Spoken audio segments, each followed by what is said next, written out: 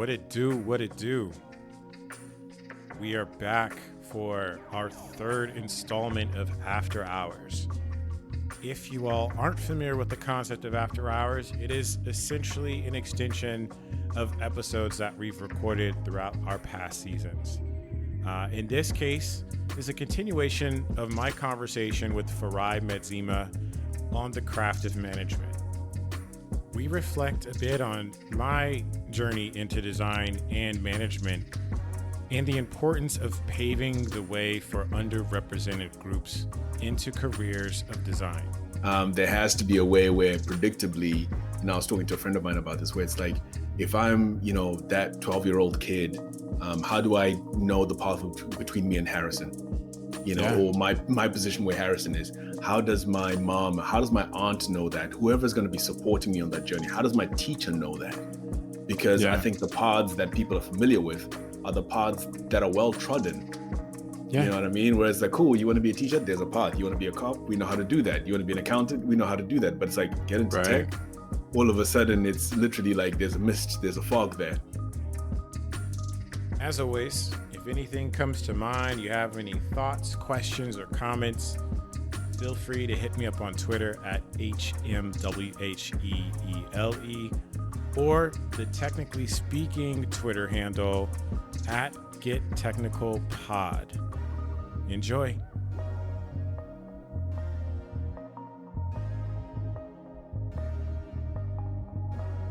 This is the one question I wanted to ask, which was, I don't know. Sure. So we've spoken a bit about my journey, from crafts and craftsperson and IC to management. What was your journey like? I started pretty young. Like I was designing websites when I was 12 years old. I didn't actually appreciate this probably until my adult years, but my mother was actually my first boss. She told me a little bit more about the story, but she knew that I was passionate about, web design. And she actually made a proposal to make a role for me to work at the school that she was at. What? And so that was my summer job. Damn. I think there's also another pivotal moment in my life too. When I was growing up one summer, someone broke into our house and stole a bunch of stuff. Is this in Chicago? This was in Milwaukee. So I was born and raised in Milwaukee. Okay.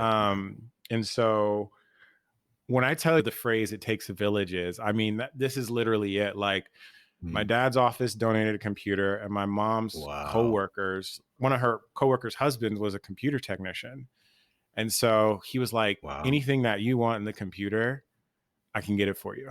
And so I think this was like 96, 97. I had the 56K modem. I had a graphics card. I had like 32 megabytes of memory, like it wasn't anything. Yeah. But, those were some really formative periods in my life. When I went to college, it was the first time I ever messed with Photoshop. And so I was majoring in art. And so that finally I was able to kind of marry sort of the craft of, graphic design with web. And, it's interesting, man. Like I always remember being in Iowa and I worked in a student agency and I can always remember this day. I remember these days when like Steve Jobs introduced like the iPhone. We would always we would gather around during WWDC and all the keynotes. I think at that point I was like, man, I really want to get in this tech space. I didn't know what it was. UX was not a thing at the time. After that, I was doing a lot of freelance work. And before I moved to Chicago, I got a call from Google for a front end role. I have no idea how they found me. Like, come to think of it, like it's Google, man. It's Google. Yeah, it was weird, but whatever. I like flunked that interview process because it like web design had kind of turned into web development, and it was becoming more of an engineering focused kind of role. And so that didn't really work out. I was kind of at this point, like, inflection point is like, do I go down this, engineering route, or do I double down and design and figure out what this UX thing is? And so I chose UX. I would not have ever expected the situation in Chicago when I was at that company for us to like move to California. Even though I had dreams of moving there, I didn't know it was going to manifest itself that way. Right. at that point, I was managing the team, building the team, learning all the recruiting, how that worked, Hmm. building a design process, case studies. Like those were a new thing as well. So like Yeah. seeing designers kind of start doing these types of things out of HCI Hmm. programs, Yeah. I was like, whoa, this is a lot, because Hmm. I didn't have that education. Like I had to like literally learn on my own and just do Yeah. it, learn by doing.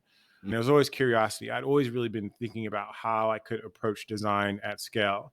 And that's Hmm. thematically throughout, my youth all the way into my adulthood. I think I brought this up in the interview with Brooks, but I'll just never Hmm. forget when that recruiter from Google was sitting across from me in Mountain View, Yeah. right? Like, I mean, that was all like fate, whatever you want to Yeah. call it.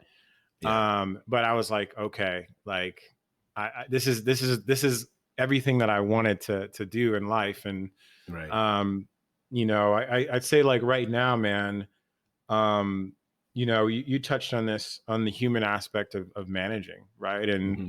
being able to see, and over time, being able to see Hmm. designers really mature and develop and reach Yeah. their own highest potential. I mean, I Yeah. think that's one of the most fulfilling things, right? and Absolutely. and Yeah. and I think the sky's the limit in terms of any product that we work on when everyone is reaching their Hmm. highest potential. And Yeah. so, um, I try to figure out how we can create environments for that, not only them, but also Hmm. for everyone else on those teams too, right? Because, Right. Right. Right. not everyone has the opportunity to work in tech. And, Hmm. I definitely realize that making those pathways available where it isn't as meandering, where it's not just chance, where you can grow up knowing that you Right. can be Yeah. this Yeah. and take purposeful action to get there. Yeah. Man, thanks so much for sharing that story. The opportunities that we get as kids, and those things that happen that open these doors for us. I guess you can't predict it, but as you say, it does need to be more like that, right? Because Yeah. and I guess this conversation touches a bit on. I mean, 2020 has been a year of that, but getting more folks, who are people of color. Yeah. We can't keep relying on chance, right? Right. There has to be a way where predictably, I was talking to a friend of mine about this, where it's like, if I'm, that 12-year-old kid, how do I know the path between me and Harrison?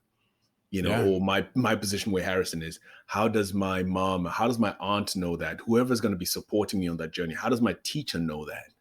Because I Yeah. think the paths that people are familiar with are the paths that are well trodden. You Yeah. know what I mean? Whereas like, cool, you want to be a teacher? There's a path. You want to be a cop? We know how to do that. You want to be an accountant? We know how to do that. But it's like, get into Right. tech. All of a sudden, it's literally like there's a mist, there's a fog there. Yeah. And, on the other side, people sometimes emerge, sometimes they bounce back, and nobody knows, how to get through. So absolutely, I Yeah. agree that, the more we can make these paths clear for folks, and the more we can kind of plant the seeds for people who are trying to come up, I think that's a really important thing for, in the work that we do and in the organizations that we're in, to be able to amplify. There are many different areas to really kind of focus on. Hmm.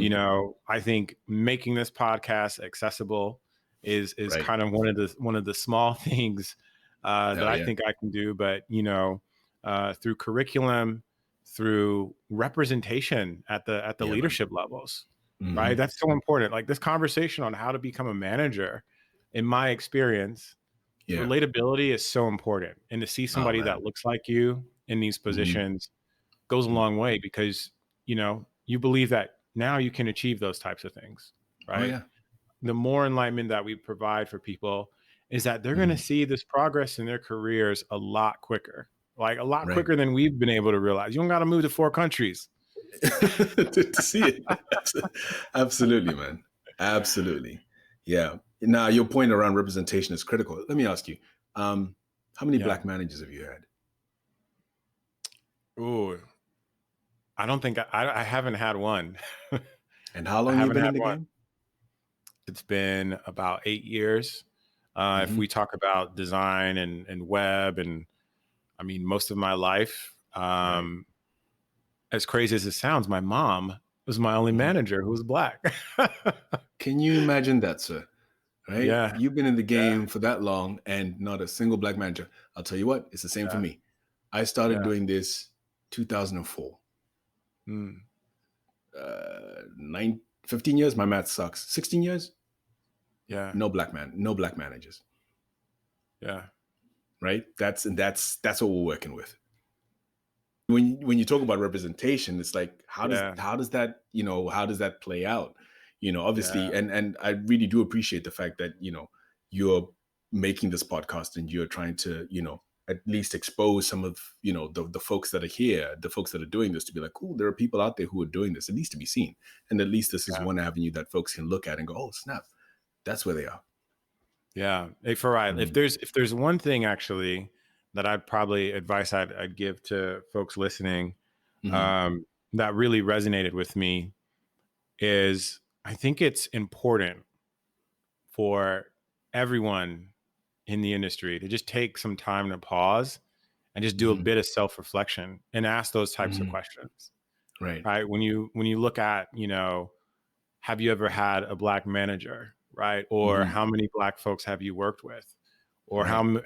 how much percentage of the industry are black, or even people of color for that matter, Mhm. right? Like, I think once you start to take the time to understand it, you should realize something is really off, Right. right? Mhm.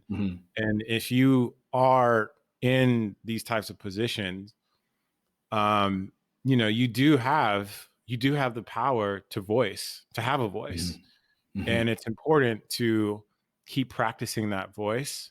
Yeah. It may be hard at first, it may be a little bit awkward, but it matters. Yeah. And you speaking up is going to encourage another person. And before you know it, it'll snowball and you might have a movement. I think these types of conversations are important to kind of keep moving because, Mhm. personally, this is work that I enjoy. This is Mhm. an industry that I want to go to bat for, Yeah. right? I want to envision an industry that is also inclusive and representative, just like the values that they preach every single day. I love the point that you raised around the reflection. There's been a lot of big, like huge world problems that have been raised. But I think, when you say everyone can take a moment to reflect, we can just look at ourselves and look around us. We don't have to try and change the world. We don't have to try and, I heard the phrase, boil the ocean. But Yeah, rather, wherever we're at, look around us, look around our teams. We don't need to go further than that, and just see yeah, what influence you can have at that level. That's something that yeah, that's within our sphere of control. That's where we can have impact. And if more and more yeah. people are doing that, as you say, um, hopefully that will bubble up into something important. There's something that I've been learning recently, since the earlier this year, when there was the phrase systemic racism was being used a lot, in a Mhm. whole bunch of areas. And I was trying to figure out, if there are systemic issues, where are the systemic solutions? Mm. Like, what does it mean to solve a system? In these, when these things come up, we love to point a finger and be like, right Yeah, there, that's where the problem is. This is where the problem is. But if we've learned anything from climate change or pollution, you don't solve that by pointing at, oh, it's the plastic. Oh, it's the cars.